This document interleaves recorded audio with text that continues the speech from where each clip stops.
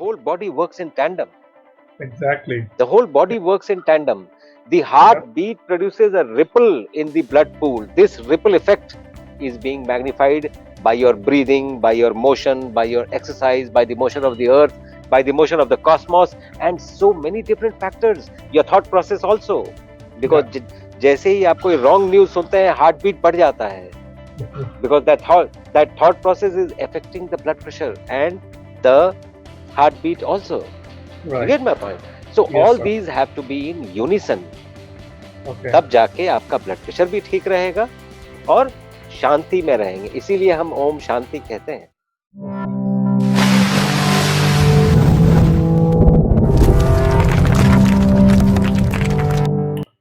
नमस्कार दोस्तों, मेरा नाम है अजीत बिसेन और आपका मेरे हेल्थ मंत्रा विद हेल्थ मित्रा में फिर से स्वागत है. पहले एपिसोड में डॉक्टर पांडे से मैंने इंट्रोड्यूस कराया था और बहुत सारी ज्ञान की बातें उन्होंने बताई थी एज यूजुअल, और मैं आपको लिंक यहाँ पे फिर से दे रहा हूँ. ये एपिसोड पहला आप ज़रूर देखिए. और इस एपिसोड में डॉक्टर पांडे ने ये इंटीमेट किया था कि हम हाइपरटेंशन के बारे में बात करेंगे. हाइपरटेंशन एक बहुत बड़ी बीमारी है और इसको साइलेंट किलर भी कहा जाता है. तो इसके बारे में डॉक्टर साहब भी ज़्यादा बताएंगे. तो let me add doctor sahab to the stream. नमस्कार डॉक्टर साहब. नमस्कार. Welcome to episode number 2. Thank you and thank you for inviting me again. It's our pleasure doctor sahab. तो डॉक्टर साहब, जैसे कि हमने बात की थी कि स्टार्ट करते हैं एक डिजीज से. सो हाइपरटेंशन या हाई ब्लड प्रेशर मुझे लगता है कि बहुत ही एक महामारी के रूप में है और इसको साइलेंट किलर भी कहा जाता है. तो इसके बारे में आप बताइए, क्या होता है हाइपरटेंशन, क्या इसके सिम्टम्स होते हैं? Please go ahead. Thank you. 90 to 95% of hypertensives जिनका ब्लड का प्रेशर ज्यादा है जी, उसको एसेंशियल हाइपरटेंशन कहते हैं. Okay. Dictionary meaning of essential is, patient को समझ में आता है कि एसेंशियल कुछ होगा. वर्ड एसेंशियल का मतलब है idiopathic. That means we do not know why you are having blood pressure. Okay. And not only me, anywhere on the globe, people usually don't know the cause of blood pressure. जी, Simple, बहुत चीजों को अगर complex में ले जाएंगे तो complex हो जाती हैं. सिंपल चीजें ज्यादा लोगों को समझ आती हैं. Right. The blood needs pressure to move anti gravity. आपके पैर से लेके आपके सर तक जा रहा है तो एंटी ग्रेविटी मूव कर रहा है तो प्रेशर चाहिए. डेड बॉडी में ब्लड प्रेशर 0 होता है. लिविंग बॉडी में ब्लड प्रेशर चाहिए. राइट. सो नॉर्मल बॉडी में नॉर्मल प्रेशर चाहिए. जी, फैट बॉडी में ज्यादा प्रेशर चाहिए. बहुत सिंपल है ये. Right.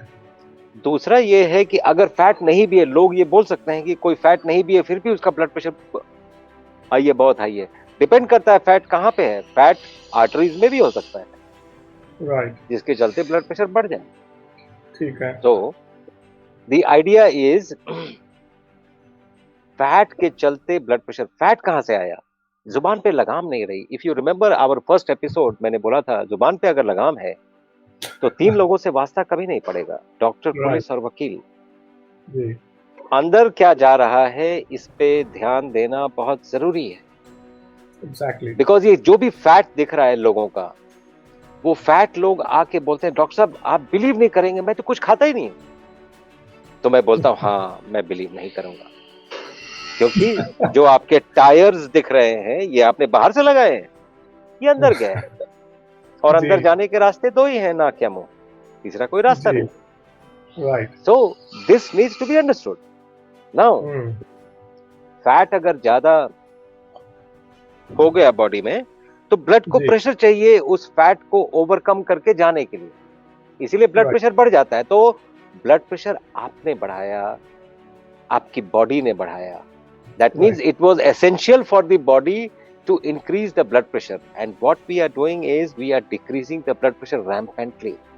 Yeah. So what will happen is vital organs को जितना प्रेशर से ब्लड मिलना था जी, उतना प्रेशर से मिल नहीं रहा है. तो अगर आपने ब्लड प्रेशर कंट्रोल किया ओनली ऑन ड्रग्स, राइट,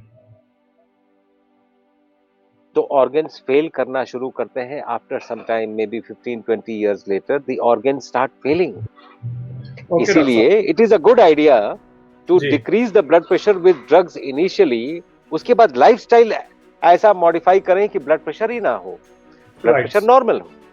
ठीक है डॉक्टर साहब। तो अभी तक आपने जो बताया ये है कि ब्लड प्रेशर हमारे को बहुत ज़रूरी है, ऐसा नहीं कि ब्लड प्रेशर होना नहीं चाहिए, बिकॉज ब्लड प्रेशर ना होने का मतलब कि वी आर डेड। तो ब्लड प्रेशर होना चाहिए। सेकेंड थिंग इज कि we have to control it, but control it in a way which is good for overall health of the body. तो इनिशियली दवाई से करना चाहिए, लेकिन उसके बाद से लाइफस्टाइल, हम उस पर बाद में आएंगे। पहले ये बताइए डॉक्टर साहब कि जिसको किसी को हाइपरटेंशन होता है तो उसके सिम्टम्स क्या होते हैं? The first symptom is he loses stability. उसको चक्कर आने लगता है और उसको लगता है कि कुछ आंखों में प्रॉब्लम आ रही है, कुछ देखने में दिक्कत हो रही है, सुबह उठ के चक्कर आता है। जी that is the first symptom कि पेशेंट को लगता है कि कुछ तो प्रॉब्लम है। राइट। तो that is the first symptom. लेकिन सिम्टम्स और भी कई हो सकते हैं, because blood pressure and diabetes both are silent diseases. Right. इनके हो सकता है कोई सिम्टम ना भी आए। कई बार आंखों में लाली आ जाती है, that means there is haemorrhage there because of high blood pressure. Okay. और हाई ब्लड प्रेशर ब्रेन के लिए घातक है। वहां पर अगर हेमरेज है तो then it leads to paralysis. So what happens is, जितने भी ड्रग्स बने हैं ये एक्चुअली ब्रेन के ब्लड प्रेशर को कम करने के लिए बने हैं, लेकिन साइड इफेक्ट ये है कि पूरी बॉडी का ब्लड प्रेशर कम हो जाता है, right. which might not be a desirable side effect. तो इसी पे मेरा नेक्स्ट क्वेश्चन यही था कि मतलब ये high blood Is pressure the होने problem का। ब्रेन में, आई में, ये सब राइट। में? जी, इसका यही पूछा था कि इसका इम्प्लीकेशन मैंने सुना है कि भी किडनी पे असर होता है, हार्ट में प्रॉब्लम हो सकती है, अल्जाइमर, सब कुछ इससे सभी रिलेटेड पे, हो। जी सभी ऑर्गन्स। आप सोचिए, आपको कोई पाउंड कर रहा है, अगर एक बार पाउंड किया तो शायद आपको ज्यादा फर्क नहीं पड़ेगा, जी लेकिन बार बार पाउंड कर रहा है तो आपको फर्क पड़ेगा। अगर यहाँ पे कर रहा है तो यहाँ पे धीरे धीरे गड्ढा हो जाए। उसी राइट। तरह जी ब्लड जिस प्रेशर से जिस ऑर्गन को हिट कर रहा है राइट। उसमें धीरे धीरे प्रॉब्लम्स आते जाएंगे, एक बार में नहीं आएगा, बट इट जी टेक्स टाइम। तो धीरे धीरे वो ऑर्गन डैमेज होने लगेगा। राइट। सो डॉक्टर साहब यही फिर इस पे आते हैं नेक्स्ट उस पे कि सिम्टम्स हो गए, हमारे को पता लग गया। जो मेरा चैनल जो स्टार्ट करने का मेन था कि होलिस्टिक लाइफस्टाइल में लोगों को वापस अपनी जड़ों के पास लेके जाएं, जो जैसा आप बोलते हैं ज़बान पे कंट्रोल। तो एक चीज़ लोग बहुत ज़्यादा एक्सक्यूज़ ये बनाते हैं कि हमारे फैमिली में रन करता है, तो फैमिली में रन करता है तो भी मुझे भी होगा। बट जो एपिजेनेटिक है, जो जीन से ऊपर है, जो आपने पिछली बार भी बात की थी, वो थोड़ा सा समझा दीजिए ब्रीफ में, सो दैट कि लोगों को समझ में आए कि ये आपको ये मिल गई बीमारी, तो इसका मतलब ये नहीं कि you have to carry it on for life. Problem क्या है, इंसान अपने ऊपर कोई दोष नहीं लेता है। आप कभी भी कोई ऑर्गेनाइजेशन भी अगर रन कर रहे हैं, अगर किसी को कोई दोष देंगे, वो इमीडिएटली ब्लेम ट्रांसफर करता है, राइट। किसी और को ब्लेम करता है अपने प्रॉब्लम के लिए। अपने को तो ब्लेम, मेरा तो कोई दोष नहीं है, ऐसा जी बोलते हैं लोग। जैसे ही मैं पेशेंट से पूछता हूं आपको डायबिटीज है या ब्लड प्रेशर है, immediately he will transfer the blame to his parents. मेरे तो फैमिली में नाउ आपने स्ट्रेट अवे अपने पेरेंट्स को ब्लेम कर दिया, not realising the fact that father mother same family के यूजुअली नहीं है। राइट। सो अगर उनको ब्लड प्रेशर है तो फिर किसको ब्लेम करेंगे? किसी और को ब्लेम करेंगे। राइट। आप देखें, ये ब्लेम गेम चलता रहेगा। What is common between father mother sun and daughter? The dining table. जिस खाने ने, जिस लाइफस्टाइल ने फादर के पैंक्रियाज को फेल करके डायबिटीज कॉज कराया है या ब्लड प्रेशर कॉज कराया है, वो बेटे के पैंक्रियाज को या ब्लड प्रेशर के कॉजेस को वैसे ही करेगा। Right. So the problem is lifestyle rather than genes. Now genetic diseases are different. Yes, you're right when you said that epigenetics is something that has come up very recently. Right. Initially it was thought that genetic diseases are not curable. Now it depends upon कि genotype क्या है और phenotype क्या है। क्या वो gene express हो रहे हैं? अगर एक्सप्रेस होंगे तो उसको फिनोटाइप कहते हैं। राइट। तो फिनोटाइप में कभी भी, जीन्स में डिफेक्ट होते हुए भी फिनोटाइप में कभी ना आए। अपने माइक्रोबायोम को आप ऐसा सेट कर लें कि वो जेनेटिक डिजीज फिनोटाइप में आए ही ना, even though it is present there. Right, या doctor sahab exactly right. That's why microbiome series का मेरा स्टार्ट करने का पॉइंट ही यही था कि वो हमारा बेसिक फाउंडेशन है। लोगों को मैं फिर से रिक्वेस्ट करूंगा कि वो माइक्रोबायोम मेरा पूरा सीरीज देखें और उसको समझ लेंगे एक बार, तो ये सारी बीमारियों आप बार बार उसी पे जाएंगे, जहां भी जाएंगे तो कनेक्ट वहीं से होगा। क्यों डॉक्टर साहब? Yes. और आगे जाने से पहले, क्योंकि अब हम आएंगे लाइफस्टाइल पे, ये हमारा चैनल नॉलेज के लिए है, आपको जागरूक करने के लिए है, तो हमारा ये मेडिकल एडवाइस नहीं है। अगर आपको कुछ प्रॉब्लम है तो डेफिनेटली अपने डॉक्टर को सलाह करिए पहले, लेकिन डॉक्टर साहब आपको यहाँ पे नॉलेज देने के लिए आए हैं। तो नथिंग इज ऑन हिम कि आप उनकी वजह से दवाई बंद कर देते हैं और कुछ हो जाता है, ये सिर्फ आपके नॉलेज के लिए है। तो डॉक्टर साहब अब आते हैं मेन चीज पे, जिस पे मैं विश्वास करता हूँ। 8-10 साल पहले डॉक्टर साहब, मैं जब कैलिफोर्निया में यूएस में रह रहा था, तो मुझे भी हाई ब्लड प्रेशर हो गया था, and I took it upon मी कि मैंने इसको खत्म करना है। और अपने लाइफस्टाइल से मैंने अपना डाइट चेंज किया, एक्सरसाइज ज्यादा करने लगा, I lost lot of weight, I increase, I did a lot of things. The result is कि आज मैं कोई दवाई नहीं ले रहा हूँ और I am perfectly all right. But I will give this stage to you कि लाइफस्टाइल क्या है, कैसे हम अपना ब्लड प्रेशर अपने आप कंट्रोल में कर सकते हैं, क्या आप रिकमेंड करते हैं? एक्चुअली क्या है, thank you for the question, it was a very important question. Right.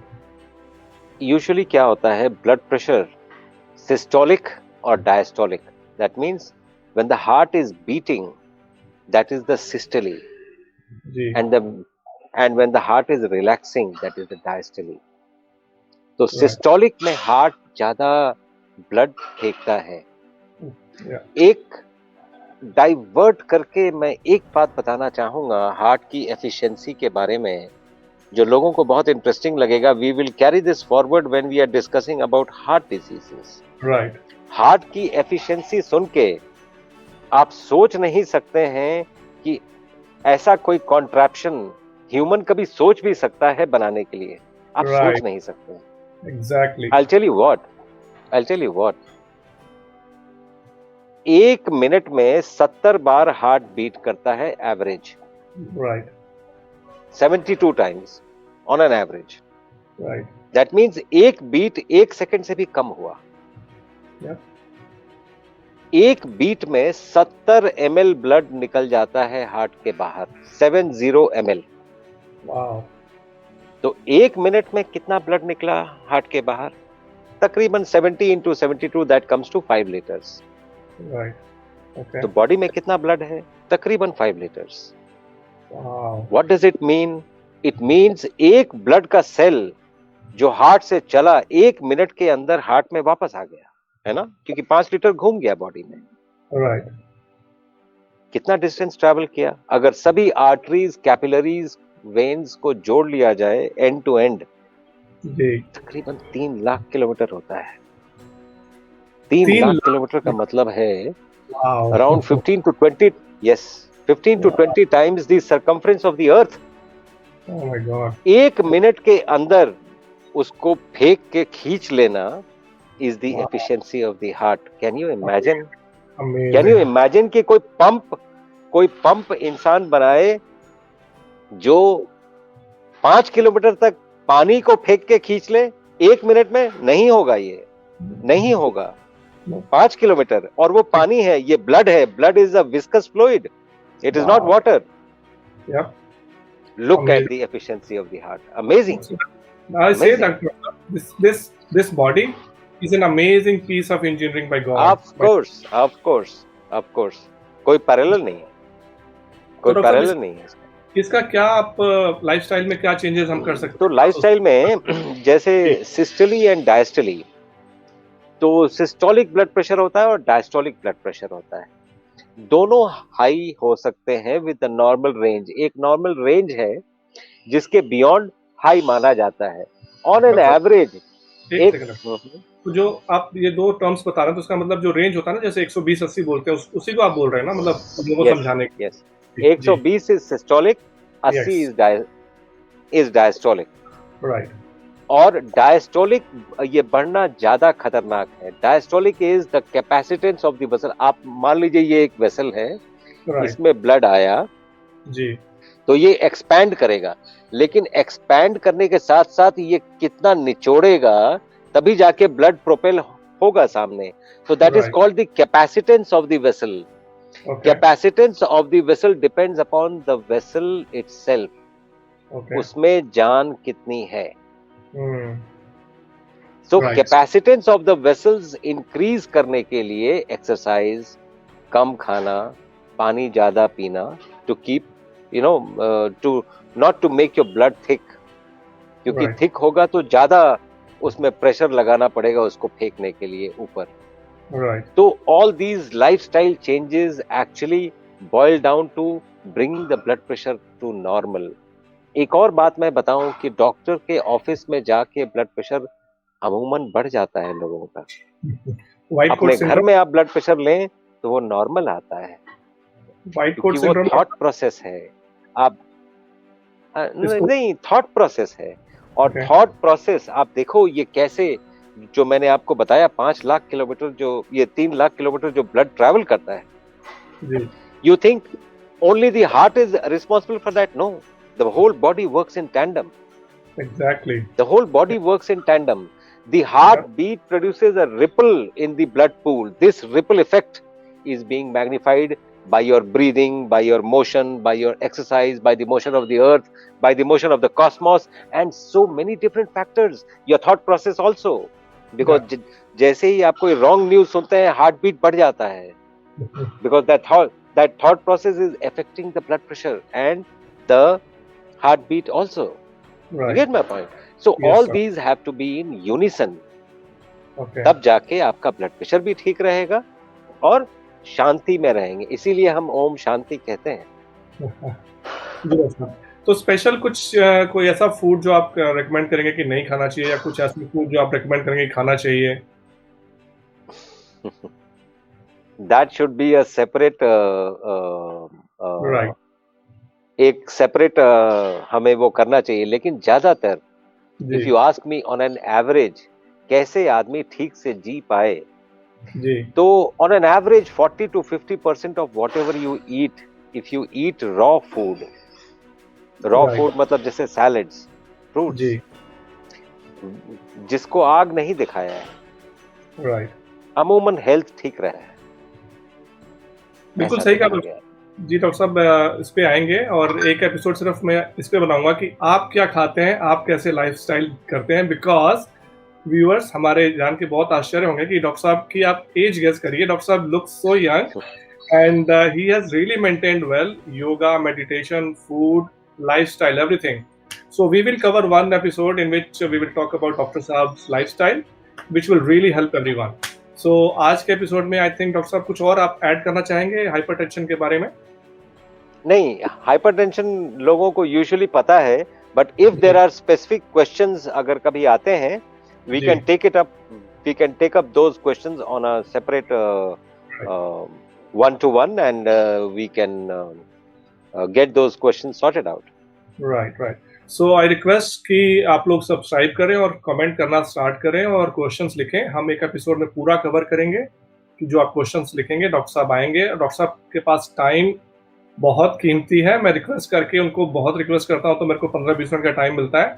सो आप लोगों को मैं रिक्वेस्ट करूंगा कि इस डॉक्टर साहब के इस टाइम को प्लीज यूटिलाइज करें अपनी सेहत ठीक बनाने के लिए. ओके डॉक्टर साहब, thank you so much for this episode. Thank I you. Will see you in the next episode. Appreciate it. Thank you. Thank you. सो दोस्तों, ये एपिसोड इसी जगह पे मैं ख़त्म कर रहा हूँ. अगले एपिसोड में एक और नए डिजीज़ के बारे में बात करेंगे और डॉक्टर साहब से हम फिर नेक्स्ट एपिसोड में मिलेंगे. तब तक के लिए मुझे इजाज़त दीजिए. नमस्कार. Thank you.